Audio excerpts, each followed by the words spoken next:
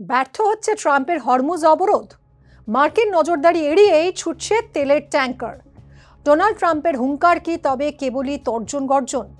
Hormuz প্রণালীতে ইরানের ওপর যে নেভাল ব্লকেড বা নৌ অবরোধের ডাক আমেরিকা দিয়েছিল, তা কি শুরুতেই মুখ থুবড়ে পড়ছে?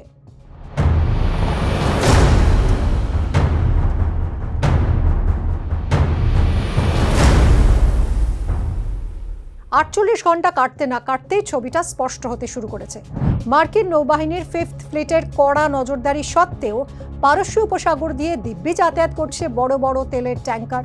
শুধু তাই নয়, যে জাহাজগুলোর ওপর খোদ আমেরিকা নিষেধাজ্ঞা জারি করেছিল, সেই গোস্ট ফ্লিটের জাহাজগুলোকেও আটকানো যাচ্ছে না। ট্রাম্পের এই সো কল্ড অবরোধের ফাটলগুলো ঠিক কোথায়, আসুন সেটাই খুঁজে দেখার চেষ্টা করি। হরমুজ প্রণালী বিশ্বের মানচিত্রে মাত্র 21 মাইল চওড়া একটা জলপথ, কিন্তু সংকীর্ণ এই পথ দিয়েই বিশ্বের অধিকাংশ তেলের কারবার চলে। গত রবিবার প্রেসিডেন্ট ডোনাল্ড ট্রাম্প ঘোষণা করেছিলেন ইরানের তেলের রপ্তানি সম্পূর্ণ বন্ধ করতে এক আয়রন ক্ল্যাড বা লৌহ কঠিন অবরোধ তৈরি করবে আমেরিকা। লক্ষ্য ছিল যে তেহরানের আর্থিক মেরুদণ্ড একেবারে ভেঙে দেওয়া। কিন্তু মঙ্গলবার পাওয়া শিপিং ডেটা বা জাহাজের গতিবিধির তথ্য চমকে দেওয়ার মতো। দেখা যাচ্ছে অন্তত 3টে জাহাজ মার্কিন নিষেধাজ্ঞাকে বুড়ো আঙুল দেখিয়ে এই প্রণালী পার হয়েছে। পিস গালফ পানামার পতাকা লাগানো এই জাহাজটি সংযুক্ত আরব আমিরশাহীর দিকে রওনা দিয়েছে। রিচ স্টারি চীনের মালিকানাধীন এই ট্যাঙ্কারটি আগেই মার্কিন কালো তালিকায় ছিল, অথচ 2.5 লক্ষ ব্যারেল মিথানল নিয়ে এটি বিনা বাধায় হরমুজ প্রণালী দিয়ে বেরিয়ে গেছে। এখন প্রশ্ন উঠছে যে আমেরিকার চোখ রাঙানি সত্ত্বেও এটা সম্ভব হচ্ছে কি করে?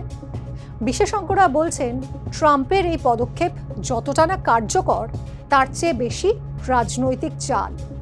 কারণ এই জাহাজগুলো সরাসরি ইরানের বন্দরে নোঙর না করে অন্য কোনো আঞ্চলিক বন্দর থেকে পণ্য তুলে বা মাঝ সমুদ্রে তেল আদান প্রদান করে এগোচ্ছে, ফলে আইনিভাবে তাদের আটকানো কঠিন হয়ে পড়ছে।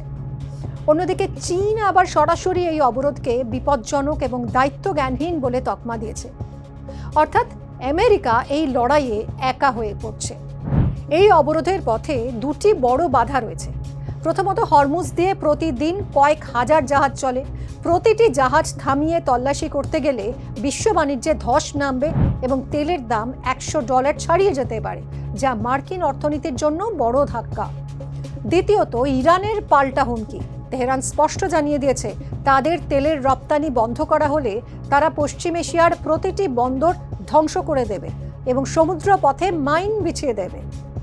একটা জাহাজ আটকাতে গিয়ে আমেরিকা কি তবে যুদ্ধের আগুন জ্বালিয়ে দেবে? এই সংশয়েই ধীরে চলো নীতি নিচ্ছে মার্কিন নৌবাহিনী।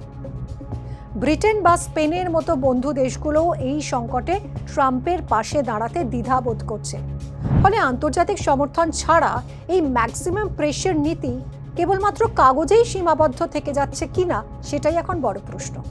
হোয়াইট হাউস যদি দ্রুত কোনো কঠোর ব্যবস্থা না নেয়, তবে হরমুজ অবরোধ ডোনাল্ড ট্রাম্পের জন্য বড় সড় কূটনৈতিক ব্যর্থতা হিসেবেই চিহ্নিত হবে।